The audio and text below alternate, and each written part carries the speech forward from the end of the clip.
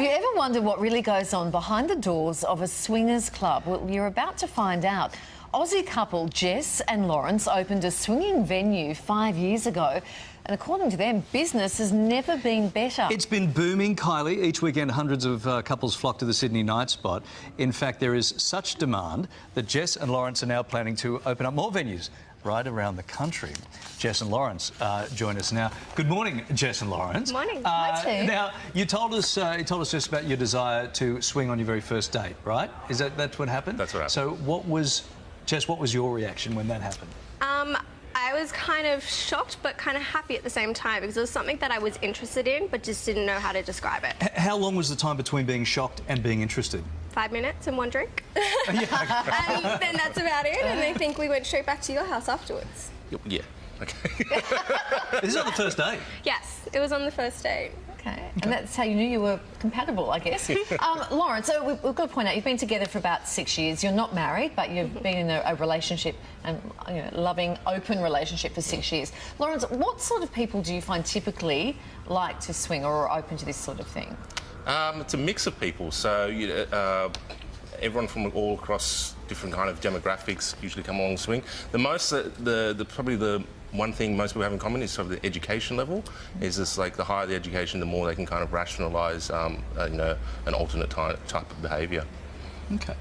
Jess, take us through what happens sort of at a typical night at the club. Yeah, so generally what happens, you'll be greeted at the door by a hostess. They'll show you around, give you a little guided tour, explain a few of the ground rules, and then essentially you get to roam the place for most of the night. So you generally get to sit down, you talk with other couples, and then if play wants to happen, then you'll initiate play. Okay. Are you curious about the ground rules? Oh, well, no, you can ask. What are the ground rules? Larry would like to know what are the ground rules. Just as a reporter, as a Ground journalist. rules are between you and your partner predominantly. So you would have your own set of rules, and then you can negotiate those with others that you may be thinking of playing with. And it's important not to break your own rules because that leads to bad stuff. Okay, so there's an initiate. You sit down and talk to a couple when they first come in and go, this is kind of what you need to sort out, yeah? Yeah. Okay, like an initiation. Like when you're occupational health and safety, you have to get the induction. It's like the talk we have. It's like the talk we have before every show. There's no hazing, though. We don't have a hazing. Guys, can we talk about the whole jealousy thing? Because a lot of people would, in a normal relationship, what we'd say is a normal relationship, watching this going, I don't understand. I couldn't let my husband go out and be with another woman, and vice versa. How does the jealousy concept work? So I find jealousy is the insecurities in yourself. So obviously you will get jealous. There is times that I've been jealous, but to combat that is basically just reflect on yourself and find out what the issues are that you don't like, and then talk about it. So having that open communication has made the jealousy sort of go away or subside a little bit. Okay, and Lawrence, you believe monogamous relationships are flawed and that swinging is the answer. But you're open to this, so of course you're going to think that. But why do you think monogamous relationships are flawed in your eyes? There's been, I've read over a number of anthropological studies where saying humans are not innately monogamous creatures. And it's also, I find it just unrealistic to put that much expectation and pressure on one person for the entirety of both your lives. I think variety is the spice of life, and being able to share that in an open, honest manner is generally going to be a lot healthier for you both than if you were just sort of either suppressing it or what a lot of people do is behind each other's backs. Jess, do you 100% agree with what he's saying? Yes, I do. 100%? 100%. I think at first I was sort of had to do my own research with it, and Lawrence has always been really great at giving me different resources to go through, and I think now that we've been together for 6 years, I can definitely 100% agree. Yeah. Lawrence, you recently started an exclusively female night. Now, explain this to us, because do the rules change if members are heading to your club without their husbands or partners? Because isn't that the whole idea, that this has to be a shared experience? So we created the Club V nights, which is an all-female or female-identifying play party for women.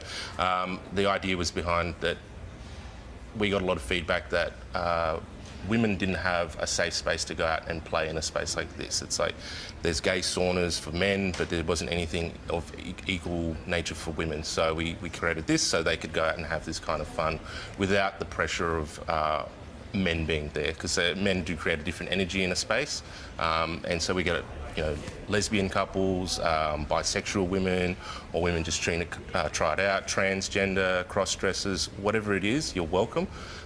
It's just the idea is a safe space for you guys to try it out. And how's it going? Really good. Really well. It's popular? Really popular, Yeah. yes. Okay, all right. You've got thousands of members. Yes. Is that right? So clearly this is something which people are open to. What's next? We've heard about Club V. What's next? So we're looking to try and expand into other states. So Melbourne or Brisbane is on our radar right now. And we're also looking to plan a big birthday party, which is coming up next month. 5th birthday. 5th birthday. Guys, just really quickly, what are you saying to people who are watching this to go, I just don't get it. I don't get how it works, how it can be good or bad good in a relationship. Just real quick, what are you saying? You got to give everything a try once. And if you don't like it, then talk it through. I say, as long as you're making a conscious decision about your life. So if you're saying, I choose to be monogamous and that's the way I want to be, not because society has told you to be that way, then that's fine. So if it's not for you, because it's not for everyone, definitely, that's totally cool, and I'm okay with that. Okay, fascinating stuff. Thank you so much. Good luck with your expansion plans. Thank you. Good stuff. Thank you so much, Jess and Lawrence. We are free to MC the birthday party, by the way. Oh, yeah. No? No, yeah. We'll still talk about the rules. We'll talk about the rules. It's an all-white party. You look great in white. All white. All white. Oh, So you look Kylie's in. great in white. Kylie's in. Thanks, guys. What happened?